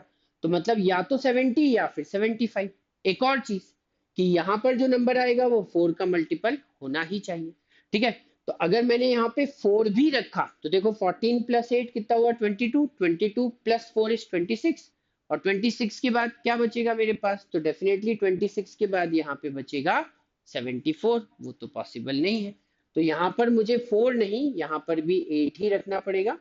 14, 8 और 8 इन तीनों का सम कितना हो जाएगा, तो आई एम वेरी श्योर कि इनका सम हो गया 30, और 100 में से 30 माइनस किया तो ये आ गया 70। 70 मल्टीपल ऑफ 5 भी है ना। तो 75, यहाँ 75 रखोगे यहाँ 4 का मल्टीपल नहीं आएगा। ठीक है, यहाँ पे 4 रखोगे तो यहाँ 5 का मल्टीपल नहीं आएगा। तो एक ही कॉम्बिनेशन बन रहा है कि यहाँ 70 होना चाहिए और यहाँ पर 8, तो चारों का सम भी 100 हो जाएगा। उसके बाद अब अगर हम और थोड़ा डिटेल में जाएं, है ना, समझने की कोशिश करें ऊपर के वैल्यूज, तो उन्होंने बोला C1 और C2 में जो कार्बोहाइड्रेट है वो सूडो सीरियल से भी ज्यादा है। मतलब यहाँ पे 70 से भी बड़े वैल्यूज आएंगे, दोनों जगह 70 से बड़े, 75, 80, 85 ऐसा कुछ आना चाहिए। अब 10 प्लस 3 होता है 13, तो 100 में से 13 माइनस किया तो 87। मतलब या तो यहाँ पे 80 हो सकता है या 85। ठीक है, उससे बड़ा नहीं हो सकता, क्योंकि इन दोनों का सम 13 है। तो 13 100 में से माइनस करो तो 87, तो इन दोनों का सम 87 ही आना चाहिए। लेकिन यहाँ 4 का मल्टीपल भी चाहिए, है ना। तो 13 में 4 का मल्टीपल ऐड करो, फिर जो बाकी बचे वो 5 का मल्टीपल होना चाहिए। कैसे होगा, तो अगर 13 में 4 ऐड किया तो 17, 100 में से 17 माइनस किया 83, 5 का मल्टीपल है नहीं। और ले लेते हैं तो 8 ले लो, तो 10 प्लस 3 13, 13 प्लस 8 इज 21, 21 माइनस किया तो ये हो गया 79, वो भी पॉसिबल नहीं है। और 4 ऐड करेंगे मतलब 12, तो 10 प्लस 3 13, 13 प्लस 12 इज 25, फिर आ जाएगा 75। यस बिल्कुल पॉसिबल है। तो यहाँ 75 और यहाँ पे 12, यही नंबर आने चाहिए। सिमिलरली अगर ये 12 है ना, तो 12 में 4 ऐड करेंगे 16, 5 का मल्टीपल नहीं बनेगा। 12 में 8 ऐड करेंगे तो 20, और यहाँ आ जाएगा 80। ठीक है, उसके बाद क्या इन दोनों वैल्यूज का भी कोई लॉजिक है, दोनों 4 का मल्टीपल है। 62 प्लस 10 होता है 72, 72 है तो इन दोनों का सम होना चाहिए 28, है ना। तो मान लो कि ये कोई 4 का मल्टीपल है, let's say this is 4x, है ना। तो ये जो है ये हो जाएगा 28 माइनस 4x, और 28 में से 4 का मल्टीपल माइनस करोगे तो 4 का मल्टीपल ही बचेगा। लेकिन इसका कोई लॉजिक है नहीं, ये दोनों वैल्यूज तो हम पता नहीं कर पाएंगे। ठीक है, तो चल अब क्वेश्चन को आंसर करते हैं। पहला क्वेश्चन ये है कि how many food grains had a higher amount of carbohydrate per 100 gram of nutrients then M1। ठीक है, तो carbohydrate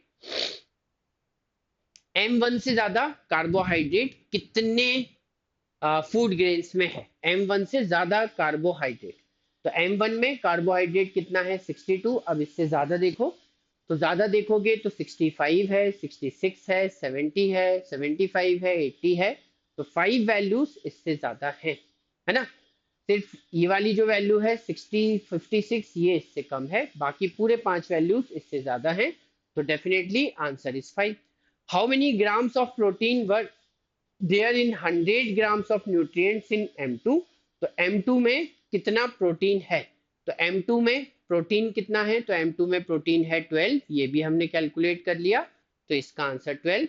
how many grams of other nutrients were there in 100 grams of nutrients in M3? तो M3 में other nutrients की value कितनी है? तो M3 में देखोगे तो अदर न्यूट्रिएंट्स की वैल्यू 24 है, ये भी हमने कैलकुलेट कर लिया। What is the median of the number of grams of protein in 100 grams of nutrients among these food grains? है ना, तो प्रोटीन के जो वैल्यूज हैं उनका हमको मीडियन कैलकुलेट करना है। तो जो प्रोटीन के वैल्यूज हैं सबसे पहले उनको असेंडिंग ऑर्डर में लिख लेते हैं। प्रोटीन के वैल्यूज देखोगे तो 2 बार तो 8 दिखाई दे रहा है, सबसे छोटा 2 बार 8। उसके बाद देखोगे तो एक 10 भी है, 10 के बाद फिर 2 बार 12 है, 12 के बाद एक बार 14 है और एक बार 16 है, ये 7 वैल्यूज है। मीडियन का मतलब सेंट्रल वैल्यू बिल्कुल बीच में जो आती है, तो बिल्कुल बीच में है 12, तो मीडियन है 12, so that has to be the correct answer. तो ये आ गया हमारा क्वेश्चन नंबर 18 का आंसर। ठीक है, सेट थोड़ा सा ट्रिकी था। ठीक है, अगर हो पाएगा तो बहुत जल्दी हो जाएगा, नहीं हो पाएगा तो पता नहीं कितना टाइम लग जाएगा और फिर छोड़ना भी पड़ेगा, तो इसमें थोड़ा सा अपने को केयरफुल रहना है ना। उसके बाद अगर हम देखें question number 19 to question number 22, पढ़िए इसको ध्यान से।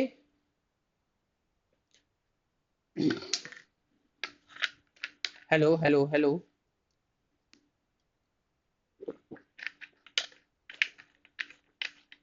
ओके। तो अगर हम इसको ध्यान से देखें तो out of 10 countries, country 1 through country 10, country 9 has the highest gross domestic product and country 10 has the highest GDP per capita. GDP per capita is the GDP of a country divided by its population. तो GDP per capita का मतलब ये है कि जो भी GDP given है उसको पॉपुलेशन से डिवाइड कर दो। The table below provides the following data about country 1 through country 8 for the year 2024. ठीक है, column 1 gives the country's identity, मतलब कॉलम 1 में कंट्री का नाम है। Column 2 gives the country's GDP as a fraction of the GDP of country 9। तो country 9 की जो भी जीडीपी है उसका कितना फ्रैक्शन हमें किसी कंट्री की जीडीपी दिखाई देती है वो है, क्योंकि कंट्री 9 की जो जीडीपी है वो सबसे ज्यादा है। Country 9 has the highest gross domestic product, मतलब हाईएस्ट जीडीपी। उसके बाद column 3 gives the countries GDP per capita as a fraction of the GDP per capita of country 10। क्यों? क्योंकि country 10 की GDP per capita highest है। उसके बाद अगर हम देखें तो column 4 gives the country's annual GDP growth rate and column 5 gives the country's annual population growth rate, है ना। तो यहाँ पर ये पूरी इंफॉर्मेशन है। तो ये हो गई पूरी इंफॉर्मेशन, सब कुछ बताया है कंट्री 1 से लेके कंट्री 8 तक, सारे कंट्रीज के लिए सब कुछ बताया है। लेकिन कंट्री 9 और कंट्री 10 के बारे में कुछ नहीं बताया। कंट्री 9 के बारे में ये पता है कि उसकी जीडीपी सबसे बड़ी है, मानना पड़ेगा 1, क्योंकि ये 1 का ही फ्रैक्शन है। और कंट्री 10 का जीडीपी पर कैपिटा सबसे ज्यादा है, हाईएस्ट है, तो उसको 1 मानना पड़ेगा, ये 1 का ही फ्रैक्शन है। ठीक है, उसके बाद फिर अगर हम देखें तो assume that the GDP growth rates and population growth rates of the countries will remain constant for the next 3 years. तो जीडीपी और पॉपुलेशन जो रेट टेबल में मेंशन्ड है इन 8 कंट्रीज के लिए, उसी रेट से लगातार इंक्रीज या डिक्रीज होते रहेंगे नेक्स्ट 3 इयर्स में। ठीक है, चल उसके बाद अब अगर हम यहाँ पर देखते हैं क्वेश्चन नंबर 19, 20, 21 एंड 22, तो अगेन एक बार इन क्वेश्चंस को आपको खुद से ट्राई करना चाहिए। ठीक है, पूरा सेट जो है वो कैलकुलेशन बेस्ड है, इसमें कहीं कोई लॉजिकल रीजनिंग नहीं है। entire set is based on the calculation thing only। ठीक है, तो चलो अब अगर हम ध्यान से देखें तो क्वेश्चन नंबर 19 क्या है। क्वेश्चन नंबर 19 ये है कि which one among the countries 1 through 8 has the smallest population in 2024। तो देखो हमें ये पता है कि अगर कंट्री 9 की जीडीपी 1 है तो 1 का कौन सा फ्रैक्शन है, मतलब फ्रैक्शन में ही तो है, तो अगर ये सब फ्रैक्शन में है तो कंट्री 9 की जीडीपी 1 मान लो, तो ये सारी जीडीपी जो है वो एक्चुअल नंबर बन जाएंगे। अगर ये 1 है तो ये 0.15, ये 0.14 एंड सो ऑन। कंट्री 10 की जीडीपी पर कैपिटा को 1 मान लो तो ये सारे वैल्यूज आ जाएंगे, तो कोई दिक्कत नहीं है ना, यहाँ से हम कैलकुलेट कर सकते हैं। अगर आपको थोड़ा सोचने में और प्रॉब्लम हो रहा हो तो आप ऐसे भी सोच सकते हो कि अगर ये x है, अगर ये x है तो ये 0.15x है, ये 0.14x है, ये 0.13x एंड सो ऑन, सभी में x मल्टीप्लाई कर लो, x का फ्रैक्शन है। सिमिलरली अगर ये y है तो ये सब y से मल्टीप्लाई हो जाएंगे, तो ये y के फ्रैक्शंस हमें पता चल जाएंगे। ठीक है, तो ऐसे भी सोच सकते हो अगर 1 1 से सोचने में प्रॉब्लम आ रही है तो। ठीक, अब उन्होंने हमसे ये कहा कि स्मॉलेस्ट पॉपुलेशन कौन सी कंट्री की है, और हमें आंसर ऑप्शन में कंट्री 3, कंट्री 5, कंट्री 7 और कंट्री 8 दिख रहा है ना। कौन कौन सी कंट्री के नाम दिख रहे हैं? 3 है, 5 है, 7 है और 8 है। तो बस इनको ही कैलकुलेट करना पड़ेगा, बाकी की तो जरूरत नहीं है। 7 है और 8 है क्योंकि आंसर ऑप्शन में यही गिवन है। कैसे कैलकुलेट करेंगे, है ना? तो हमको ये पता है कि जीडीपी पर कैपिटा का मतलब क्या है। जीडीपी पर कैपिटा का मतलब है कि जो भी कंट्री की जीडीपी है, ग्रॉस डोमेस्टिक प्रोडक्ट, उसे हम पॉपुलेशन से डिवाइड कर रहे हैं। ठीक है, यही मीनिंग है, यही उन्होंने डिफाइन किया है। तो हमें ये पता है कि अगर हम पॉपुलेशन कैलकुलेट करना चाहते हैं, किसी भी कंट्री की पॉपुलेशन कैलकुलेट करना चाहते हैं, तो फिर हमें उसकी जीडीपी को उसकी जीडीपी पर कैपिटा से डिवाइड करना पड़ेगा, तभी तो पॉपुलेशन पता चलेगी, है ना? तो इस तरीके से पॉपुलेशन पता चल जाएगी। तो अगर हम यहाँ पर लिखें country number 3, country number 5, country number 7 और कंट्री नंबर 8, तो इनकी पॉपुलेशंस क्या होंगी। ठीक है, तो सबकी जीडीपी देखते हैं और उसे जीडीपी पर कैपिटा से डिवाइड कर देते हैं। तो कंट्री नंबर 3 की जीडीपी है 0.13x। ठीक है, और इसे हमें डिवाइड करना है जीडीपी पर कैपिटा से, तो मतलब 0.02y से डिवाइड कर दिया, है ना? उसके बाद कंट्री 5 के लिए यही वैल्यू हो जाएगी 0.01, नहीं 0.10x, तो 0.10x divided by 0.36y। Country 7 के लिए ये हो जाएगा 0.08x डिवाइडेड बाय 0.30y, और कंट्री 8 के लिए ये नंबर्स होंगे 0.07x डिवाइडेड बाय 0.41y। ठीक है, अब हमसे ये पूछा है कि ये चारों की पॉपुलेशन, इसको कैलकुलेट कर लोगे तो चारों की पॉपुलेशन आ जाएगी। तो इसमें से मिनिमम कौन है, स्मॉलेस्ट, राइट? तो अब ध्यान से देखो, पॉइंट पॉइंट तो कैंसिल हो जाएंगे और आपको कंपेयर करना है तो एक्स वाई भी हटा सकते हो। तो यहां बचेगा 13/2। 13/2 का मतलब कितना हो जाएगा? 13/2। 13/2 जो है वो हो जाएगा 6.5। उसके बाद यहां बचेगा 10/36। 10/36 है मतलब 5/18। तो यहाँ पे 5/18 सॉल्व करके देखोगे तो जीरो लगाया, पॉइंट 5 का 50 हो गया, 18 2 जा 36, बचेगा 14, 140 हो जाएगा, 18 8 जा 144, तो करीब करीब 0.28। यहाँ देखोगे तो 8/30, 8/30 मतलब 2/15, कैलकुलेट करोगे तो 0.1, 2/15 है ना, तो 20 को 15 से डिवाइड किया तो 1 टाइम्स, बचेगा 550, तो करीब 0.13। और कंट्री 8 में अगर देखोगे तो यहाँ बचेगा 7/41, अगेन जीरो के बाद पॉइंट लगा दो तो 70/41। 41 का 1 टाइम्स होगा 41, 70 में से 41 माइनस किया 29, तो आ जाएगा 290, और 41 का करीब 8 टाइम्स ये हो जाएगा, मतलब ये लगभग 0.18 है। तो अब इनमें से मिनिमम वैल्यू हमें कौन सी मिली? तो कंट्री 7। तो कंट्री 7 की जो पॉपुलेशन है वो सबसे कम है 2024 में। ठीक है, तो ये हमें पता चल गया। ओके, तो मेरे ख्याल से क्वेश्चन नंबर 19 का आंसर आ जाएगा कंट्री 7 या कंट्री 8। मैंने कैलकुलेशन गलत किया है क्या?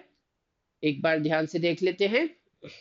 कंट्री 7 0.08 अपॉन 0.30, तो मतलब 8/30, दैट इज, अच्छा हाँ 4/15 है, ये 4/15 होगा, और 4/15 होगा तो यस, है ना, 4/15 अगर ये है तो 15 को 4 को जब आप 15 से डिवाइड करोगे तो सबसे पहले पॉइंट रखा तो 40, और 40 होगा तो 15 2 जा 30, बचेगा 10, 10/15 रहेगा, तो मेरे ख्याल से वो 0.26 के आसपास हो जाएगा। तो ठीक है ना, कैलकुलेशन बेस्ड है, कैलकुलेशन पे थोड़ा सा नजर रखना, जमा के अच्छे से मन से कैलकुलेशन करना, तो एक बार में सही आ जाएगा। Country number 8 will be the correct answer. उसके बाद देखें question number 20, the ratio of country 4 GDP to country 5 GDP in 2026 will be closest to। ठीक है, अब देखो कंट्री 4 की जीडीपी इस समय कितनी है, 0.12x। कंट्री 5 की जीडीपी इस समय कितनी है, 0.10x। ठीक है, अब जीडीपी जो है उसकी ग्रोथ रेट भी गिवन है, और ग्रोथ रेट के आगे साइन नहीं है, मतलब ये पॉजिटिव है। ठीक है, तो ये दोनों ग्रोथ जो चीजें हैं ये दोनों बढ़ने वाली हैं, और दोनों अगर बढ़ने वाली हैं तो फिर हमें क्या पता चलेगा कि 2026, अभी 2024 है, तो 2026 तक ये 2 बार इंक्रीज होंगी। 2 बार इंक्रीज होंगी तो कंट्री 4 की जीडीपी 0.5% से 2 बार बढ़ेगी। अगर आपने इसका 0.5% कैलकुलेट किया, 0.5% है ना, तो देखो 1% कितना होता है, 1/100, तो सबसे पहले इसे 100 से डिवाइड करोगे तो ये बेचारा 0.12 तो ऑलरेडी है, और 100 से डिवाइड करोगे तो और छोटा हो जाएगा। तो फिर अपन x की कोई बड़ी सी वैल्यू ले लेते हैं। ठीक है, लेट से, क्योंकि x की वैल्यू से फर्क तो पड़ेगा नहीं, फाइनली रेशो निकालोगे तो x तो वैसे भी कैंसिल होना है। तो अगर मैं x की एक बड़ी सी वैल्यू ले लूं, मान लूं कि मैं x जो है वो 10,000 है, मान लो, क्योंकि 2 बार परसेंटेज निकालना है तो 10,000 ले लेते हैं। तो अगर x 10,000 है तो 0.12 में 100 मल्टीप्लाई करोगे तो 12, और 10,000 है तो 2 जीरो और, तो ये हो जाएगा 1200, और उसके बाद ये 0.10 है तो इसको हम लिखेंगे 1000। राइट, अब ये 1200 है, ये 1000 है। ठीक है, ये 0.5% से बढ़ेगा, ये 0.7% से बढ़ेगा, तो 0.5% कितना होगा, तो इसका 1% होगा 12, तो 0.5% होगा 6। राइट, आधा परसेंट है ना, तो ये हो जाएगा 1206। यहाँ पे 0.7% देखोगे तो इसका 1% होगा 10, 0.1% 1, तो 0.7% होगा 7, तो ये हो जाएगा 1007। उसके बाद फिर यहाँ पर 0.5% से बढ़ाओगे तो आपको पता चलेगा करीब करीब 6 फिर से ऐड हो जाएगा, तो ये हो जाएगा 1212। ठीक है, 6 से थोड़ा बड़ा, लेकिन वो बहुत ही कम है तो जरूरत नहीं है। यहाँ पर भी +7 कर दो तो 1014 हो जाएगा। अब ये देखना है कि फाइनली फिर इनका रेशो क्या आएगा, तो इनका रेशो निकालना है। रेशो निकालोगे तो ये तो पक्की बात है कि न्यूमरेटर बड़ा है, डिनोमिनेटर छोटा है, तो रेशो 1 से बड़ा आएगा। 1 से बड़ा आएगा तो ये तो पॉसिबल नहीं। ठीक है, कितना बड़ा होगा, तो हम ये देख सकते हैं कि 1024 और 1212 के बीच में कितना डिफरेंस है। तो ध्यान से देखोगे, 12 में से 4 गया 8, बचा 0, 10 में से 2 गया 8, बचा 1, तो यहाँ पे 188 ज्यादा है ना। अब इसका 10% होता है 102। ठीक है, तो 102 हो गया 10%, और इसका अगर हाफ कर लोगे, 102 का हाफ तो 51, और 51 भी जोड़ने से काम नहीं चलेगा, थोड़ा और बढ़ाना पड़ेगा। तो हमको ये पता चलेगा कि 10% 102 है, और 188 जो है वो इसके डबल के आसपास, मतलब 20% से थोड़ा कम मान लो। राइट, तो थोड़ा कम मान लो 20% से, मतलब ये जो वैल्यू है ये नीचे वाली वैल्यू के 20% से, मतलब 120% से थोड़ा सा कम है। 120% का मतलब होता है 1.2 टाइम्स, तो 1.2 टाइम्स से थोड़ा सा कम है, तो we can say for sure कि it has to be 1.195 times.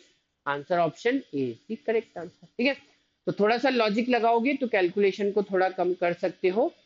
ठीक है, एक्चुअली क्या है कि जब मैंने यहाँ 0.5% लिया तो अगेन से 6 ही लिखा, जबकि ये 6 से थोड़ा सा बड़ा है, तो ये वाली वैल्यू 1212 पॉइंट समथिंग, मतलब कुछ ज्यादा है, और ये वाली वैल्यू जो है ये भी थोड़ी सी ज्यादा, तो इसीलिए जो एग्जैक्ट आंसर आएगा, राइट, वो थोड़ा सा बड़ा ही होगा। ये जो डिवीजन करोगे इससे जो आंसर आएगा उससे थोड़ा सा बड़ा। अब कैट में तो कैलकुलेटर भी अवेलेबल रहता है, तो डिवाइड करके देख सकते हो, जो भी आंसर आए उससे थोड़ा सा बड़ा ले लेना, तो आई एम वेरी श्योर कि आपको राइट आंसर मिल जाएगा, है ना। चलो वेरी गुड। उसके बाद देखें क्वेश्चन नंबर 21। 21 ये है कि which one among the countries 1457 will have the largest population in 2027? कौन सी कंट्री की पॉपुलेशन लार्जेस्ट होगी, है ना? कौन कौन से में से? 1 4 5 7, तो 1 4 5 एंड 7। अब हमें पता है पॉपुलेशन क्या थी, तो पॉपुलेशन थी GDP upon GDP per capita. तो GDP upon GDP per capita, तो इसकी जो पॉपुलेशन है, ठीक है, कंट्री वन के बारे में अगर हम सोचें तो इसकी जो पॉपुलेशन है वो है 0.15 डिवाइडेड बाय 0.41, मतलब 15/41। ये इसकी पॉपुलेशन है। एक्स अपॉन वाई तो सभी में लगा रहेगा, ठीक है। उसके बाद अगर हम देखें तो यहाँ पे जो कंट्री 4 है उसकी भी पॉपुलेशन की बात हो रही है। तो कंट्री 4 की पॉपुलेशन होगी 12/38, ठीक है। उसके बाद कंट्री 5, तो कंट्री 5 की जो पॉपुलेशन है वो होगी 10/36, ठीक है। और कंट्री 7, तो कंट्री 7 की जो पॉपुलेशन है वो होगी 8/30। ये हो गई इनकी पॉपुलेशन। ये 2024 की पॉपुलेशन है। अब ये जो पॉपुलेशन है ये 2027 तक 3 बार बढ़ने वाली है। 3 बार बढ़ने वाली है। पॉपुलेशन की ग्रोथ रेट हमें यहाँ पे गिवन है। कंट्री वन के केस में 12% से ये कम होने वाला है। 12 नहीं, 0.12%। तो 0.12 मतलब 100 में से 0.12 माइनस करो तो मेरे ख्याल से कितना आ जाएगा? 99.88% आ जाएगा। तो ये हमेशा 99.88% होती जाएगी। कितनी बार? 3 बार। तो इसमें 3 बार 99.88% जो है वो मल्टीप्लाई होगा। कितनी बार मल्टीप्लाई होगा? 3 बार। तब हमें इसकी फाइनल पॉपुलेशन पता चलेगी। 99.88% 3 बार मल्टीप्लाई कर दो, ठीक है, वहां से हमें इसकी एक्चुअल पॉपुलेशन पता चलेगी। सिमिलरली फिर कंट्री 4 में देखोगे तो 0.49% से बढ़ रहा है, मतलब 100.49 अपॉन 100, 100.49 अपॉन 100, 100.49 अपॉन 100, ये मल्टीप्लाई करना पड़ेगा तब ये वैल्यू पता चलेगी। फिर 10/36 में हमें क्या मल्टीप्लाई करना पड़ेगा? 0.31 है तो यहाँ पे 100.31 अपॉन 100, फिर 100.31 अपॉन 100 और फिर 100.31 अपॉन 100। ये 3 बार मल्टीप्लाई होगा तो ये वैल्यू पता चलेगी। एंड फाइनली कंट्री 7 0.11% से कम हो रही है, तो 9.89/100 इसमें 3 बार मल्टीप्लाई होगा। 99.89% 3 बार हमें कैलकुलेट करना पड़ेगा, ठीक है। तो बेसिकली इस तरीके से चारों वैल्यूज आएंगे। अब आप ये बोलोगे कि सर ये तो बहुत एक्सटेंसिव कैलकुलेशन है, तो यस था, कैट में था, करना तो पड़ेगा ही, राइट। दूसरी बात कि कैट का जो पेपर होता है उसमें कैलकुलेटर अलाउड रहता है, ठीक है, ऑन स्क्रीन कैलकुलेटर अवेलेबल होता है तो आप इसका यूज कर सकते हैं। अलाउड मतलब कि ऑन स्क्रीन कैलकुलेटर गिवन होता है ना। बाहर से तो कोई कैलकुलेटर लेके नहीं जा सकते, लेकिन वहां पे कैलकुलेटर प्रोवाइडेड है। तो प्रोवाइडेड है तो उसका यूज करो, फटाफट इसका आंसर ला सकते हो। चारों पॉपुलेशन आ जाएंगी, देख लेना कौन सी सबसे छोटी आती है वही हमारा, कौन सी सबसे बड़ी आती है वो हमारा आंसर होना चाहिए, ठीक है। तो मेरे ख्याल से इसका जो आंसर है वो क्या था? Country one. कंट्री वन की पॉपुलेशन ही सबसे बड़ी आती है। उसका एक छोटा सा लॉजिक ये भी बना सकते हो कि वो बेसिकली शुरुआत में काफी बड़ी है, तो थोड़ा थोड़ा कम भी होगी तो भी काफी बड़ी रहेगी। 15/41 इससे भी बड़ा है, इससे भी बड़ा है, इससे भी बड़ा है, तीनों से बड़ा है। सो दैट इज वाई थोड़ा थोड़ा परसेंटेज चेंज होने के बाद भी वो बड़ा ही रहेगा, क्योंकि परसेंटेज चेंजेस बहुत कम है, बहुत कम पॉइंट्स में है। तो पॉइंट्स में है तो उतना अंतर आएगा नहीं, ठीक। तो वैसे लॉजिकली भी बोल सकते हो। उसके बाद लास्ट क्वेश्चन ये है कि for how many countries among country 1 through country 8 will the GDP per capita in 2027 be lower than that in 2024? ठीक है, तो जीडीपी पर कैपिटा जो है उसकी तो ग्रोथ रेट कहीं नहीं दी, जीडीपी की ग्रोथ दी है और पॉपुलेशन की ग्रोथ दी है।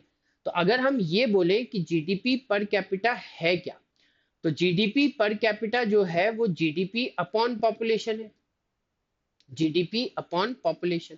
उन्होंने ये पूछा है कि 2027 में कितनी कंट्रीज की जीडीपी पर कैपिटा 2024 के कंपैरिजन में कम हो जाएगी। तो कम होने के लिए क्या चाहिए?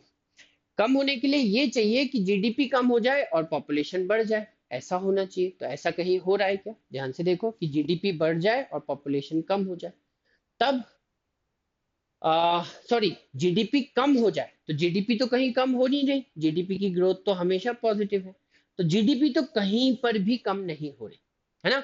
अगर हम पूरा टेबल ध्यान से देखेंगे तो पूरे 8 कंट्रीज में जीडीपी तो हमेशा बढ़ रही है, तो फिर जीडीपी पर कैपिटा कैसे कम होगी। तो फिर अगर जीडीपी बढ़ रही है तो पॉपुलेशन को और ज्यादा स्पीड से बढ़ना चाहिए, तब ये रेशो कम हो सकता है। जितनी स्पीड से जीडीपी बढ़ रही है उससे ज्यादा स्पीड से पॉपुलेशन बढ़ जाए तब कम हो सकता है। तो अगर हम यहाँ देखेंगे तो जीडीपी पॉपुलेशन की जो ग्रोथ रेट है वो कम है, ये भी कम है, ये तो नेगेटिव है तो ऑब्वियसली कम ही है। यहाँ पर भी देखोगे तो ये भी कम है, ये भी कम है, ये भी कम है, ये भी और ये भी। मतलब कहीं पर भी ऐसा नहीं हो रहा कि पॉपुलेशन तेजी से बढ़ रही हो और जीडीपी कम बढ़ रही हो, ऐसा भी नहीं हो रहा। तो इसका मतलब जीडीपी पर कैपिटा तो डेफिनेटली लगातार बढ़ते ही जाना है, कभी भी कम नहीं होना है। तो 2027 में ऐसी कोई भी कंट्री नहीं होगी जिसकी जीडीपी पर कैपिटा 2024 के कंपैरिजन में कम हो जाए, सबकी बढ़ जाएगी, ठीक है। और सबकी बढ़ जाएगी तो डेफिनेटली इसका आंसर होगा जीरो, ऐसी कोई भी कंट्री नहीं है ना।